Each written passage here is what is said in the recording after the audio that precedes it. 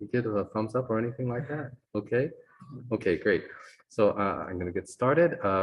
Again, you can just call me as Min. That's how I go by, like the minimum function. People remember that easier than some name. So that works out. I'm going to let you know, you can go to the slides if you want. They're all the way over here at bit.ly. The ones on underline are slightly dated, whatever. But I've said on a tweet, this is actually a participatory keynote. So I actually need some help from all of you. I need you to open your laptop or your phone, scan the QR code, or type it into your browser. So I'm going to just go to Zoom chat here. Okay, and then add this there. So HTTP poll PV. This is a poll everywhere, anywhere, or whatever it's called. And then just go to that location, and you can skip the registration part. Okay, and then we can have a little bit of fun, because I think, keynote shouldn't be boring. They should be integrated. So I want to give that a shot. All right, and let's pull this off. Okay, I'm going to start with something that probably many of you know. This is Thinking Fast and Slow. So how many of you in the room have heard or read of this book by Daniel Kahneman? A big show of hands, anyone? Okay, a couple people. All right, so Daniel Kahneman was a behavioral psychologist. He actually did systematic reviews of how people make decisions, and he coined these two terms, System 1 and System 2, to prevent bias and prestige matters in the community. And he basically said people make decisions in two different ways, right? Like you have a core function of being able to make decisions that inherits from reptilian ancestors, right? Which is fast, automatic, parallel, and intuitive. You touch a hot cup, you don't have to make a decision, you draw your hand back, right? But humans also have this really interesting system too, rationalization method, right? Where you have to be very deliberate, very slow, and methodological to make decisions, right? And you can call that system 2. Okay. So I'd like to ask you, among these two systems, just again, a show of hands in the room, we'll go to the online poll later. Which one do you think our natural language processing research and IR research is more like? More like system 1? I see one hand, come on, be brave. Yeah, system 1 or system 2? Okay, so I think we have a mix here. I actually think it's more a little bit like system 1. Okay, a lot of natural language processing and computer vision research. We have systems that can take like millions of inputs, like a whole image with millions of pixel colors, right? And propagate them through a neural network. And literally within a blink of an eye, we already get a decision about that. Right? So really, I'm not saying like what humans have in our eyes and brains, our lights, are surrogates to what we've built. But they function similarly, right? We are able to process lots of information. We can do it fast. We can do it in parallel. I mean, I'm sure you've seen object detectors be able to see lots of different things at once, right? Okay, so, let's go to our first poll. So let me make sure that's working. Okay, it should be active. I'm gonna double check that it is. So if you're online or anywhere else, you should be able to see on your phone or browser tab something that asks, what do you think the loss function of research should be? So when I mean loss function here, if you have a machine learning background, the idea is to optimize what we're trying to do using a loss function, right? So if we think about system 1 and system 2 as two different objectives, do we want to make fast research possible, or we want to make slow, deliberate research possible? What do you think it should be? Should it be more like system 1, okay, or more like system 2, or really some type of nice balance between the two? Okay, so go ahead and answer that, and hopefully, if the things work out, we'll be able to see the poll in a short while. Hey, I want to take a break and talk about another fantastic book. This is a book, Thank You for Being Late by Thomas Friedman. So how many of you have read this book? Maybe a few of us? I highly recommend it as well. So this comes from the idea that there are age of accelerations, meaning that there are lots of different things that are accelerating progress in society. And they all intersect. They're all synergistic. So we already talked about Moore's law, right? Moore's law is what enabled deep learning to happen in part, right? Because without Moore's law, we wouldn't be able to get GPUs. We wouldn't be able to put all of these things on a single GPU chip and be able to get deep learning to happen. All of us know probably that deep learning was already mathematically possible all the way in 1958 when Rosenblatt came up with the perceptron, right? But it wasn't until decades later we had the firepower, computational firepower, to do all the things that are happening. And so the age of accelerations pointed out by Friedman was that you can actually have several of these laws working together. So we have globalization, maybe not as much anymore, but definitely the case where logistics are making things a lot faster, right? We can get packages same day delivery. We can check out without even going to a checkout counter. And Mother Nature is telling us very drastically through climate change that we have problems with how we are conducting our civilization. And Thomas also pointed out that there is another story that's really relevant to us, which is Ray Kurzweil. Ray is a entrepreneur slash inventor in the US. And he said that basically relating the story of the second half of the chessboard.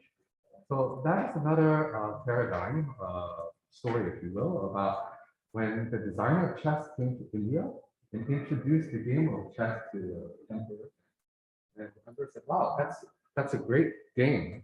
Thank you for teaching me it. Actually, only intellectual people really understand this game. I'd like to learn it. So they said, maybe what you can do is I can give you some reward as a result of introducing this game, right? So what did the guy ask for? He says, well, I'm a modest person. I only want rice to feed my family. That's it. Can you put 1 grain of rice on the first square of the chessboard, 2 grains of rice on the second part of the chessboard, and just double it everywhere we go. And you and I know how this works out, right? It's an exponential law. It's 2 to the x, right?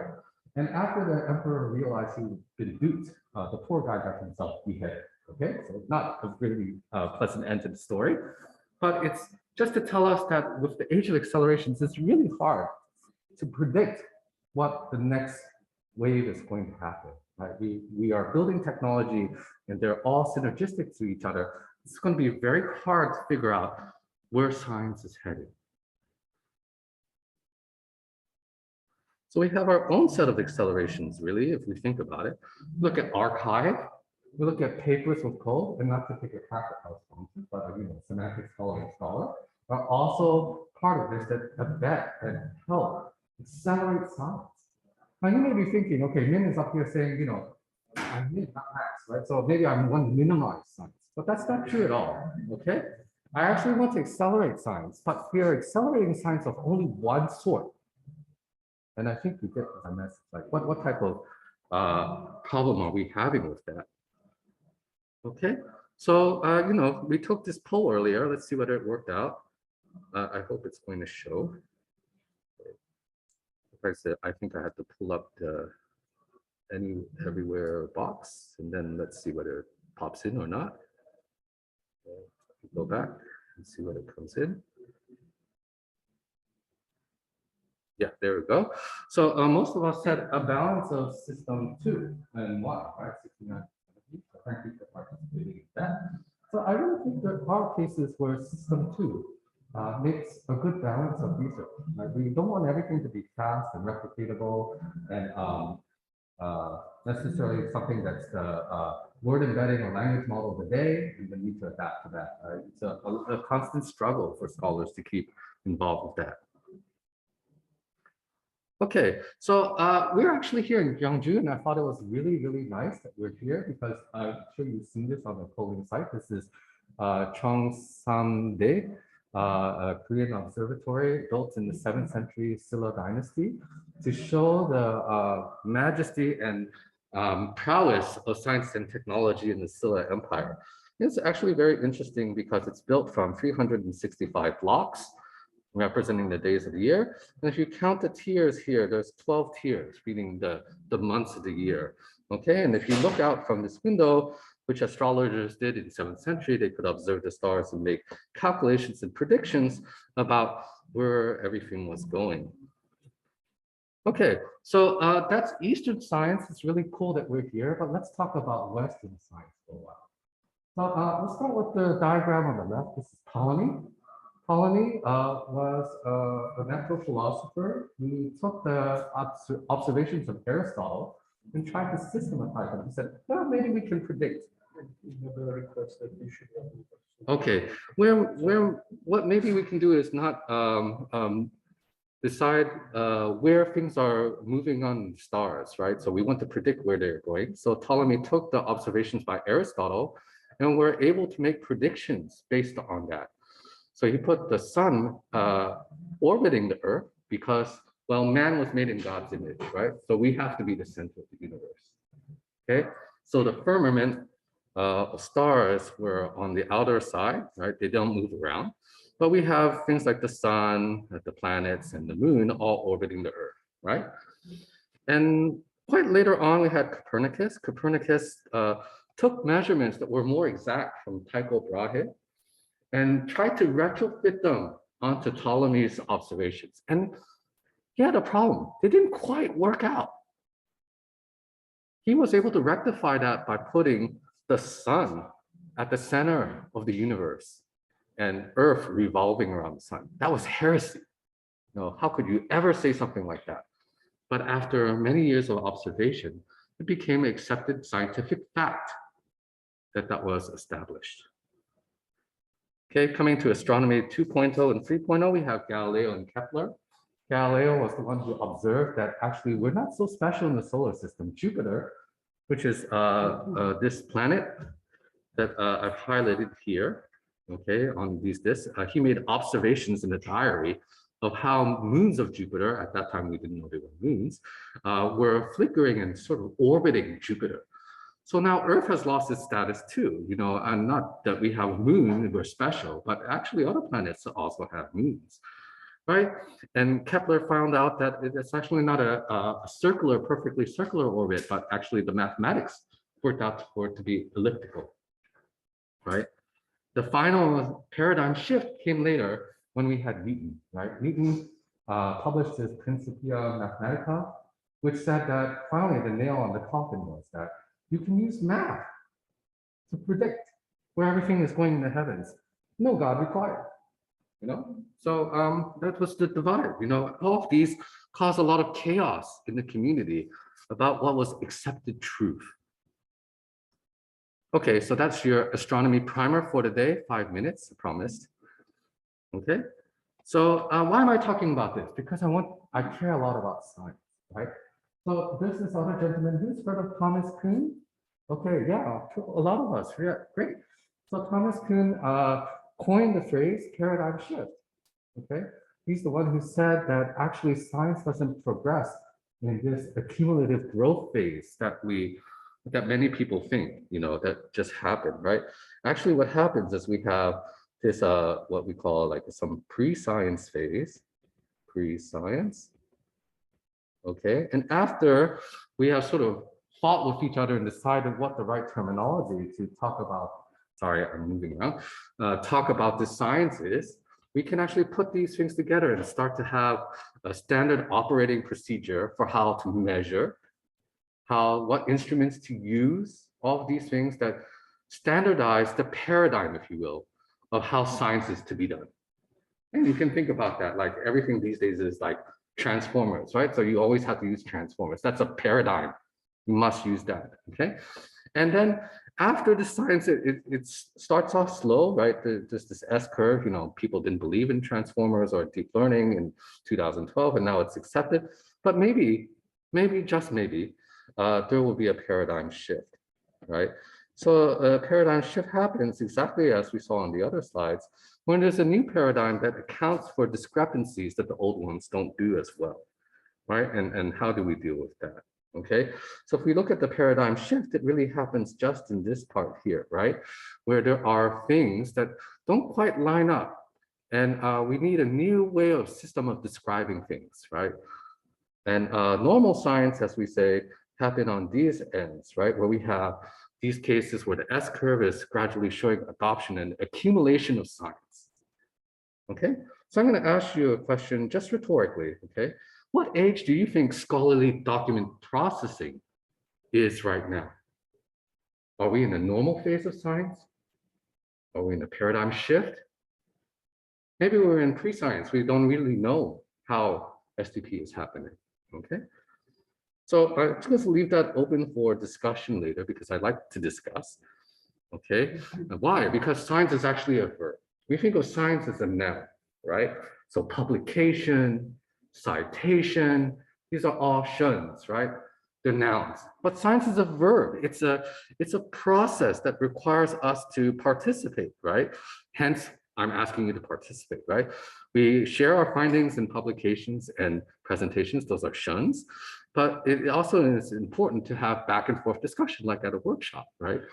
And we have to be willing to hear each other's feedback, right? Think about how things do or don't line up. So if you agree or disagree with my characterization of science, that's great. Let's have a talk. So I want to talk a little bit about science in the age of AI. I mean, that's the keynote title after all.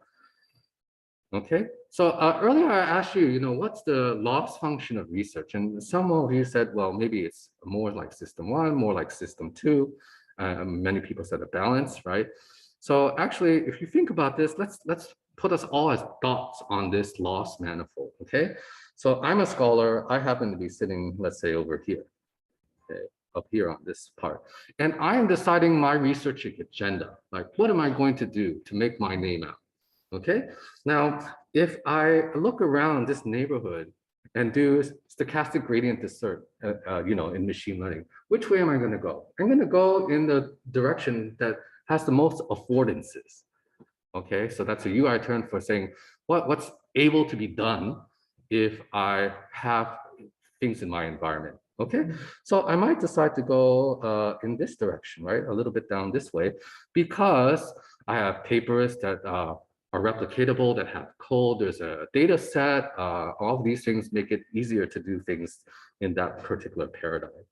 So when we're faced with this avalanche of publications, data, and other things, it favors really this idea of system one, right? Because we're making it easy to do certain types of work, right?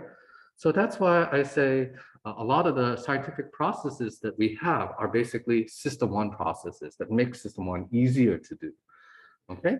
It's only exacerbated more when we think about our scholars, all right? As faculty, we need to get enough citations, enough grants. As students, we need to publish papers. So if I make a risky decision, let's say I'm a scholar here and I think, well, actually, it would be really nice to explore this area. Oh, that's not a good idea. You won't be able to publish in time, right? Is that really what you want to do? Maybe you should go down this route because, well, there's data sets, there's already things there, right? But as a community, as an entire community as a whole, do we really want everyone going the same direction? Okay, again, not to bemean shared tasks, okay? But they help concentrate scholars on a particular area, okay? And we might reach with the whole community this sort of suboptimal local minimum, right? Where we could actually be, having some scholars that might start somewhere else. You might have started in the same place, but say, let's go in a direction slightly less traveled, right? I'm going to take the walk that's less traveled, and I'm going to end up in a place where science for the whole community is better than if I went the direction of steepest gradient descent. Okay.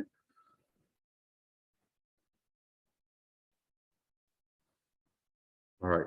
So like I was saying, science, a lot of the things that we have in science are exacerbating our capability to do system one, not in a bad way, but there's a marginal cost that system two is not being favored. And I hope our SDP community can really think about how to aid system two thinking. So in the age of AI, what type of affordances are we actually getting? Well, actually better system one, if you think about it. There's a lot of things now with weights and bias and other systems that can actually do a lot of the searching of parameters, right? Early on in the 80s, we had to engineer our features, and it's still a very good idea to do that manually. But we can pawn that off partially to system one, systems like deep learning to make these features for us. And now we have neural architecture search, which says that you don't have to make any of these decisions, just run the machine learner, okay? So we can do all of that for system one. But really, what I'm trying to say here is just like the myth in science that system one and system two in humans don't work together. They actually do. Science supports that. Okay, we can use system one and system two together, and they actually give very complementary feedback. Okay, I think about the time when you decided not to go down that street or not to hire that person. It's a gut reflex. You know, I just don't feel right about this particular individual or that street. Right? And you couldn't rationalize it with system two, but it turned out later that you were right. This person is not the right fit for you, or you know, that road was really actually unsafe. You know, so system one has a lot to tell system two, but in many ways, system one can help us bring data for system two to deliberate on and come up with ideas that really can go farther than what system one can do on its own. Okay, so neither system is perfect, but really the whole is a lot better than its parts. And we really want to get to this point where we can connect it back to this idea of what we want as a society, what we want as a civilization. What do we count as progress? Okay, are we just going to do normal science? Or do we want to also have people pay attention to paradigm shifts? Okay, so let me turn over to another part and talk about scholarly document processing for system two. Okay, and this is pretty much the last part of the talk. Okay, I said I was going to give opinions, so here they are. These are my challenges to our audience about what I think are good things about system two. We want to really aid or leverage discovering the adjacent possible or branching out. We want to be able to uncover discrepancies or dive deep into what we're doing. Okay, and we have to find provenance. We have to go back and trace ideas. And the good thing is everyone in this room is participating in all three of these endeavors. We see it in our proceedings, okay? So we're going there, but I want to just sort of codify why I think it's important to do so. So first, adjacent possibles. What is that anyways, okay?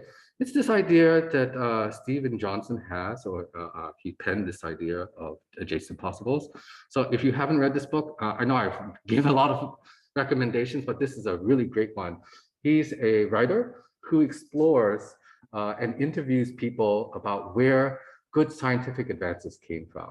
And he's also pertinent to our community because he recently interviewed Demis Hassabis, you know, one of the creators in DeepMind, about how he came up with the ideas that he pushed forward in DeepMind and OpenAI.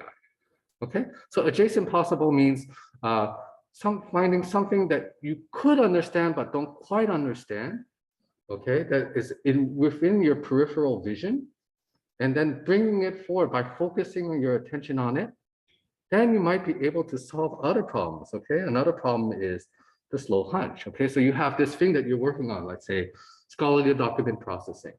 But because you listen to keynotes and other talks in other forums here, okay, you get ideas for how to do your research better, right? So networks was another one. This is a very interesting case where he was referring to Parisian salons, right? And many of you may know this, like in the 1800s, 1900s, okay?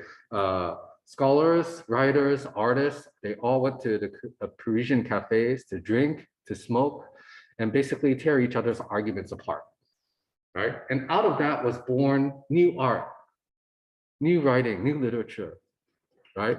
And these days we're quite siloed, right? We only talk, well, to computational linguists, for example, right? We don't talk to even linguists or other computer scientists. How tragic is that, right? So having liquid networks also aids this serendipity, this idea that colliding with other people gives you different ideas. And finally, this idea of exaptation. Maybe you've heard of this word. It just basically means taking an object and using it for a function that it was not originally designed for. Okay, so for example, I have a colleague at NUS who studies IKEA or IKEA, depending on where you are, furniture. Okay, actually, you can take these furniture parts and repurpose them for things that you never thought were possible. There's like whole YouTube channels on that. Okay, so that's exaptation.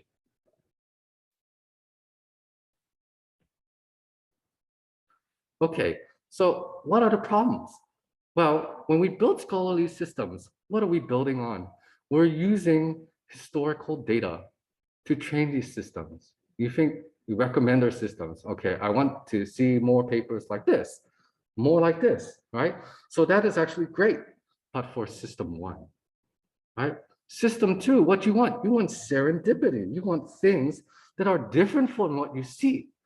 But with system one, because we are catching up with the Joneses, we have no choice. We have to know what the latest language module is.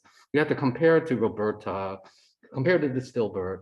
It's crazy. I mean, how much time do you want to spend catching up, right? We don't have time to think, okay? We need recommendation systems to help us learn what we don't know. I mean, I know what I know already, right? And how can we do that? We have to not shy away from this problem of laborious human assessment, because if we don't try to test our recommender system, test our document search systems with actual people, we are going to get more like this, okay? No good, all right? So we really want to capture that multimodal evidence, you know, which many people are in our community are doing. They're saying, maybe you want to see articles about this author, or articles that use this formula, or have a flow diagram like this one. You know, these are all ways that we can branch out, or using topic models, for example. I think there are some papers that our community is even presenting at this workshop for that.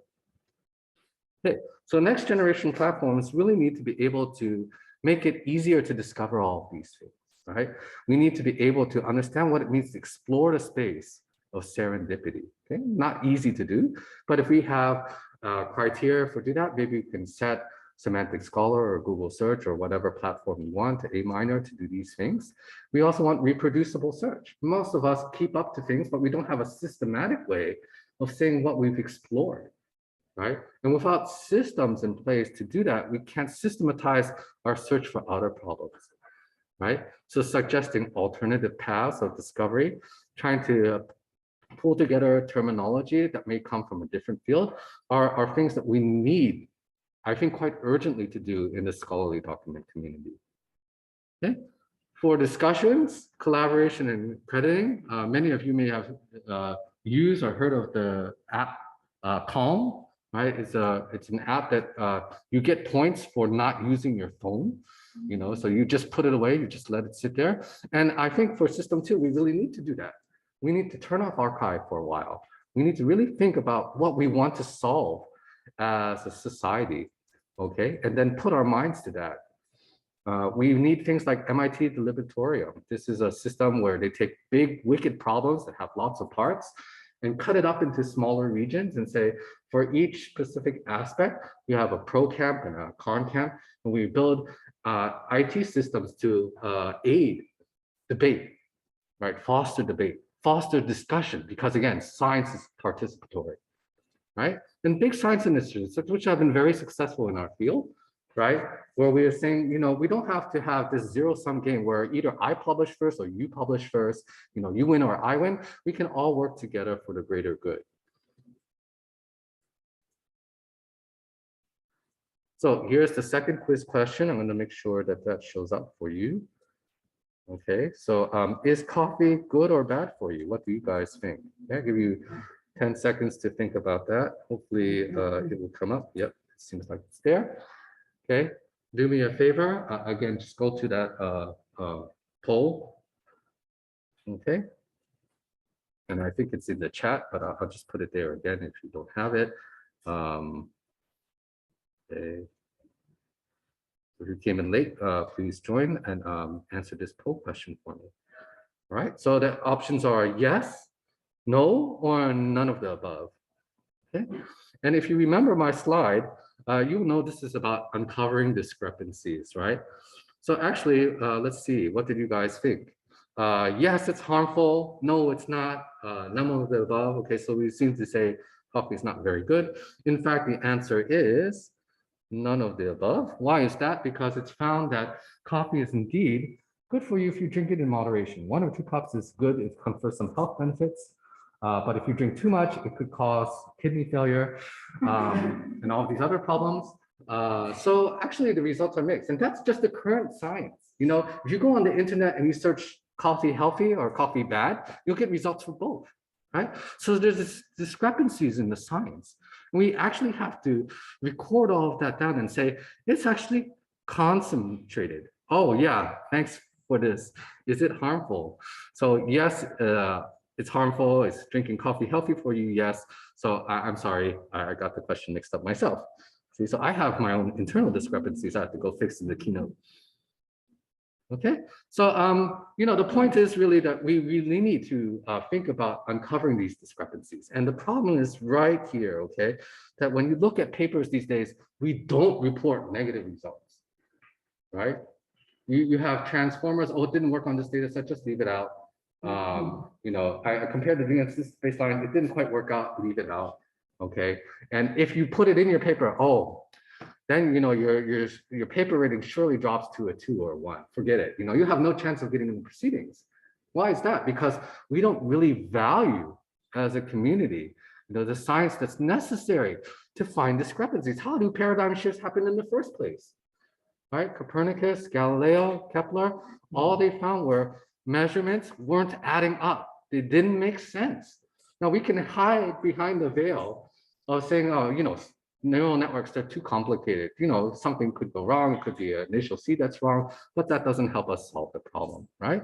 So we really actually need to organize these discrepancies in some way that helps us be able to question the establishment. If transformers are not the end all of natural language processing in SDP, we're not going to find it by hiding its flaws, right? We need to be there now, understanding what problems they have.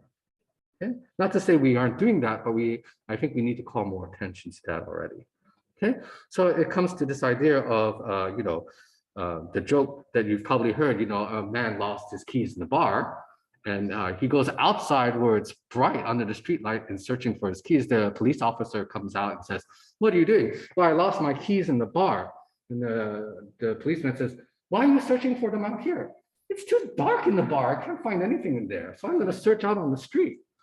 Right? That's sort of what we're doing, right? We're not looking for the discrepancies where they need to be found.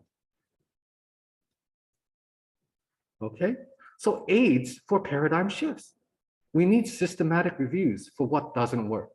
We need to have systems that can do machine reading so that we can find sentences like this. Our techniques improve on data set X, but less well on data set Y. We need to capture those, right? Because if we want to systematize how we're thinking of these issues, then we need to be there.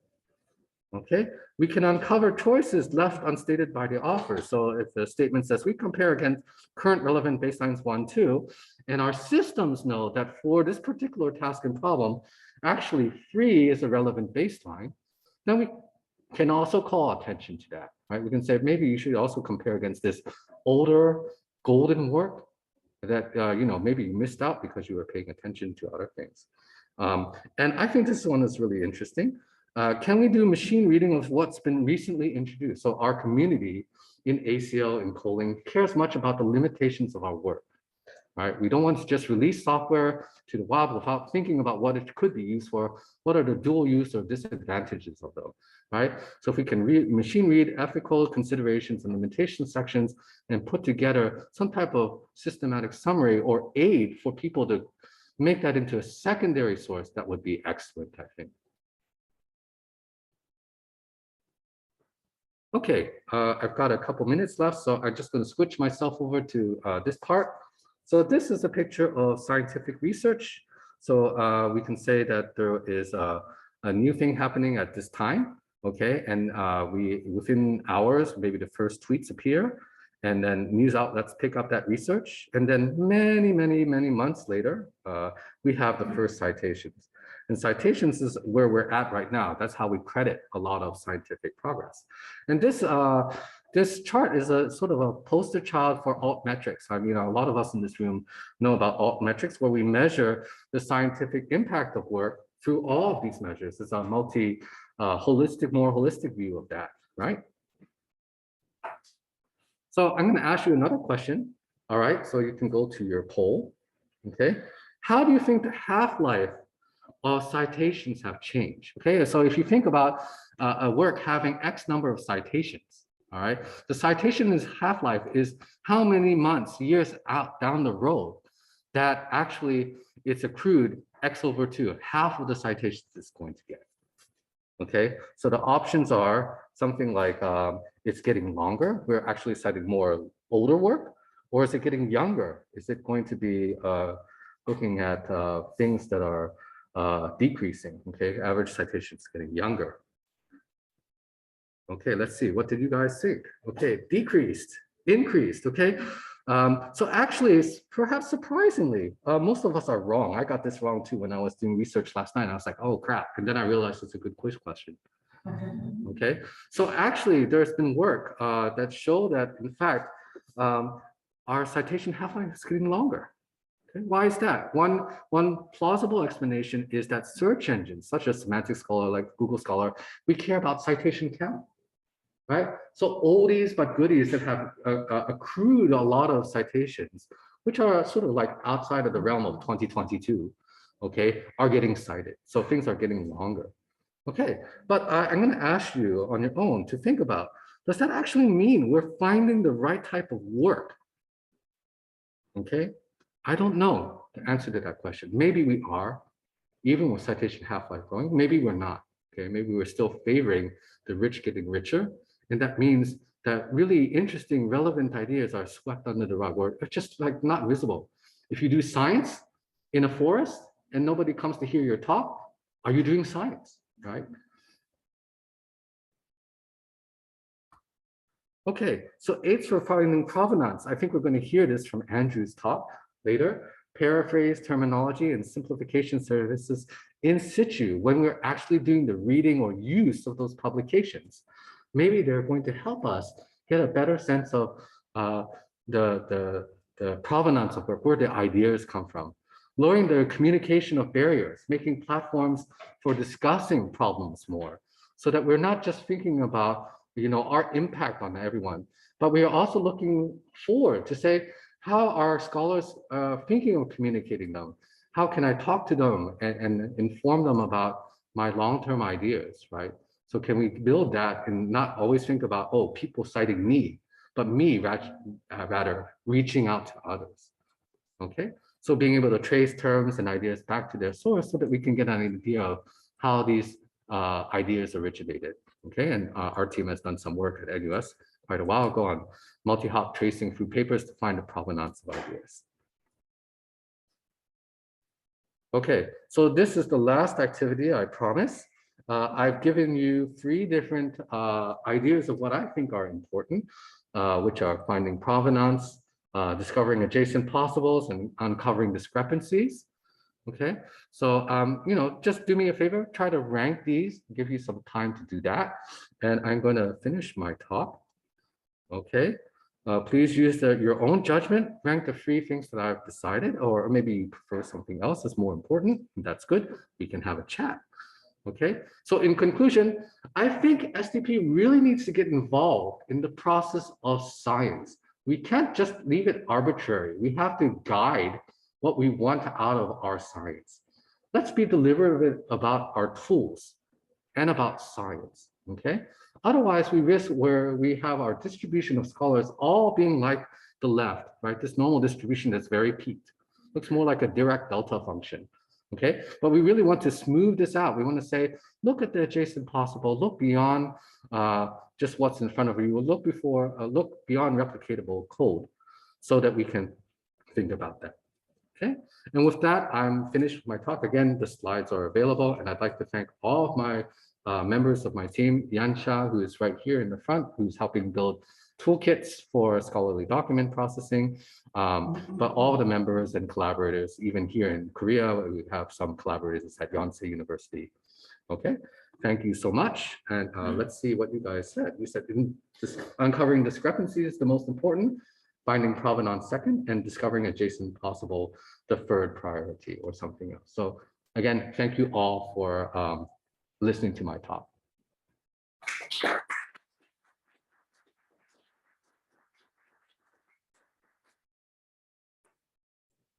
Thanks, Min, for the great talk. We have plenty of time for Q&A. So if you're in the room and you have a question, please kind of come to the front and stand so you can speak into the podium.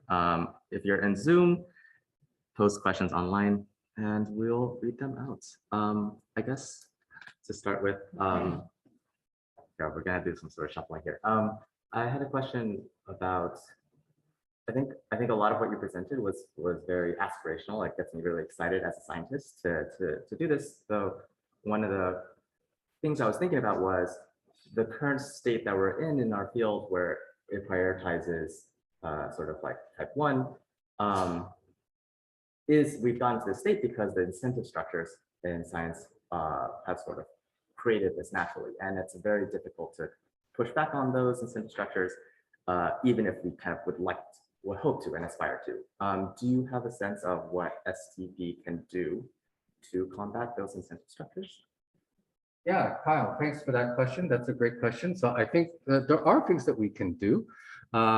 We can try to push more people to do collaborative projects like Big Science.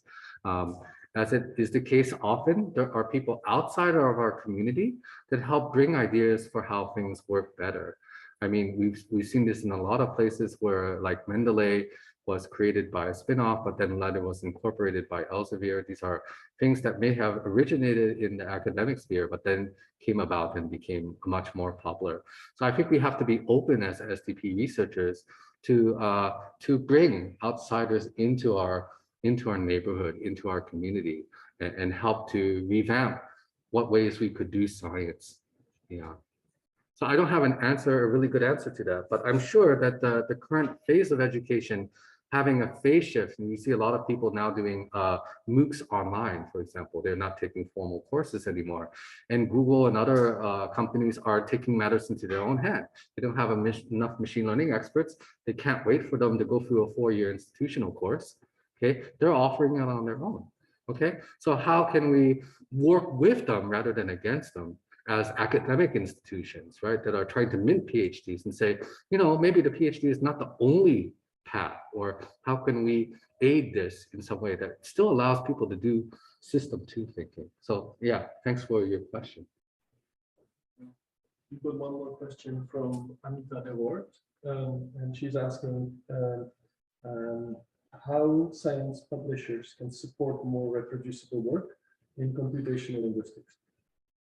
Yeah, I think Elsevier is a good example of how to do things right. Okay, I mean, they send a lot of their data out in XML file. Our group has benefited from that. So you just need to talk to Anita and make contact with her, and she'll make things happen for you. Okay, so I'm putting you on the spot here. But yeah, I think it's amazing how much support we are getting as insiders in the STB community for support. What's difficult is, I think, people outside of the community who want access to information, they have a lot harder time discovering these sources and programs that allow data to flow in both directions. I think a lot of us, including the team at Semantic Scholar, as well as other people, have difficulty dealing with paywall publications. And this is in part why Yansha and myself are developing toolkits where we can do scientific document processing production work, but not on a platform, not on something like Semantic Scholar, not on something web-based, because many different disciplines have PDFs, have HTML that is paywall. You know, you don't want to use it on a platform because you'll get sued, right? So if we can help those other majority of sciences use SDP in a way that's not necessarily publicly visible, that will be a boon for them, I think. So thanks, Anita, so much for your question. Yeah.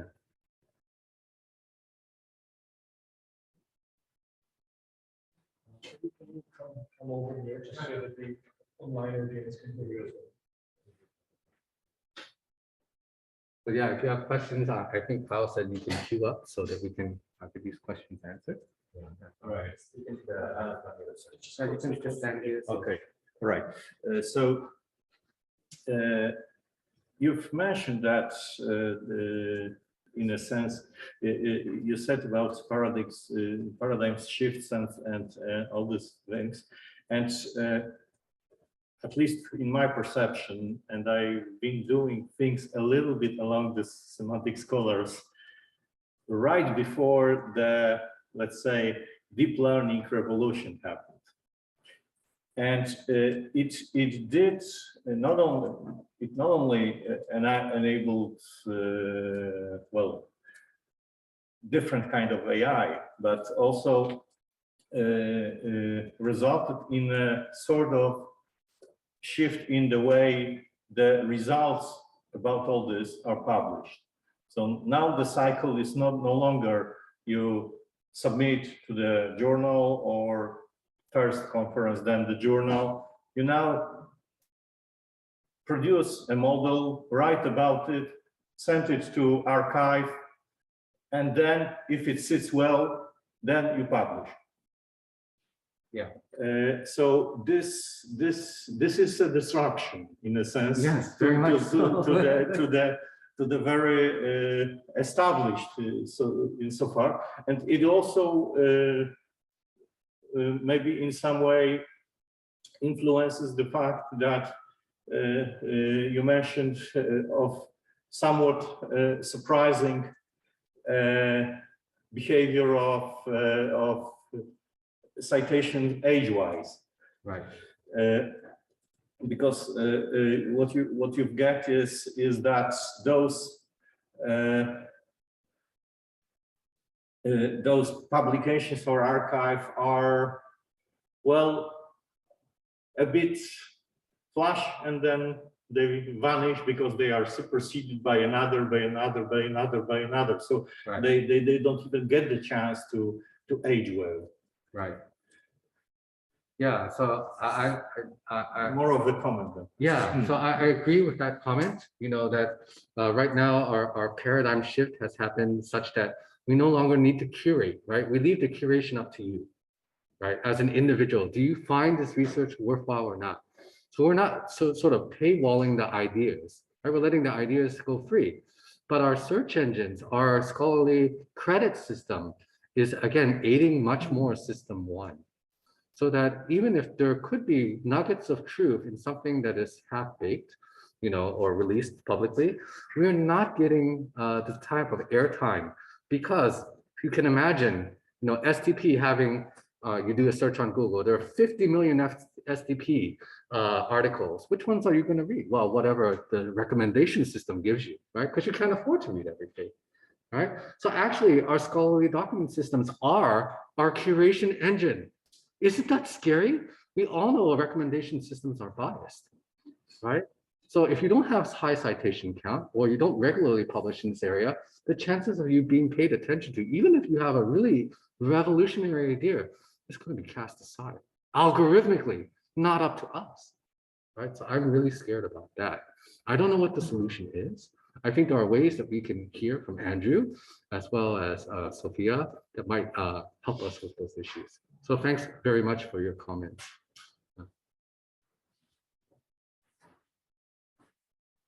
So I really appreciate the call in your talk to do the appropriate mix between system 1 and system 2 research. And I have a really easy time wrapping my head around what system 1 research looks like. You extend an existing technique or remix it in some way. The thing that I'm having a harder time wrapping my head around is what are good examples of system 2 research as you conceptualize it, as the field should be doing. I think you've alluded to this a little bit with cross-disciplinary collaborations and logic and analytical slow processes, but I wondered if you could even name 1 or 2 examples of what you find to be really good system 2 research that we should be enabling.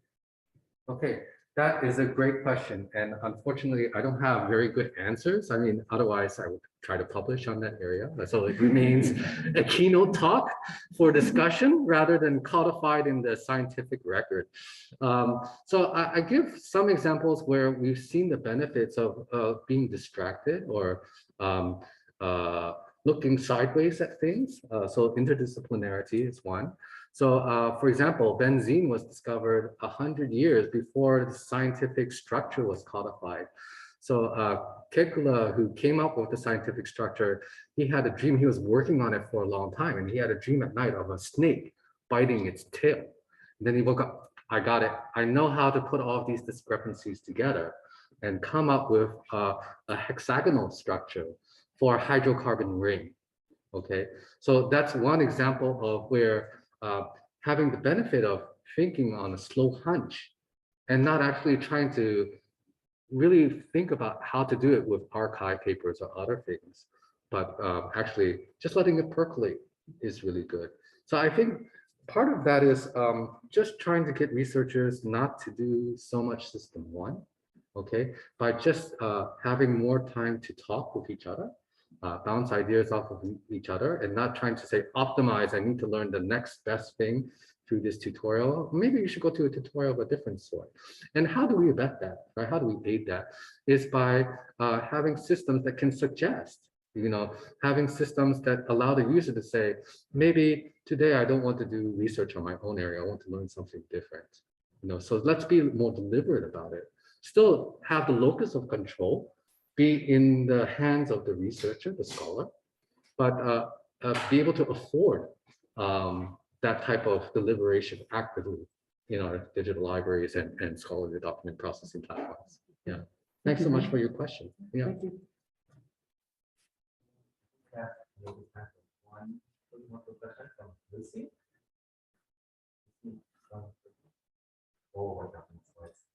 Okay, I can see Lucy. Lucy asked, you asked earlier whether STB is experiencing a paradigm shift. I wonder what phase you think we're in and why. I also wonder whether a paradigm shift is something that STP community can help measure. Okay, I definitely think it's measurable with some criteria that we can probably define in a multifaceted, holistic way. It's hard to figure out what that might be, but I think through this workshop, maybe we can get the seeds of ideas to do that.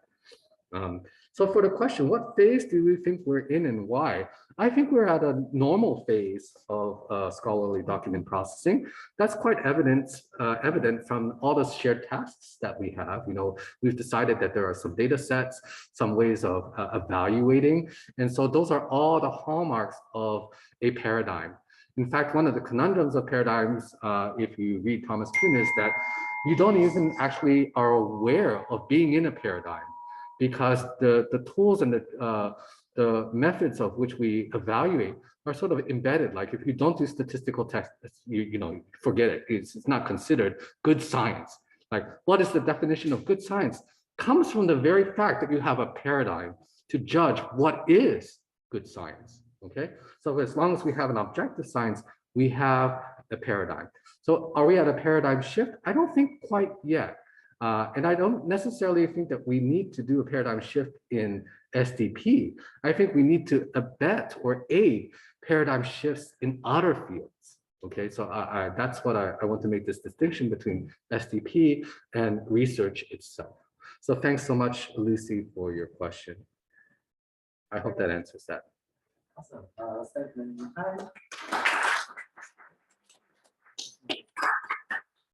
going to move on to the next presenter. Peter, Oscar, do you want to?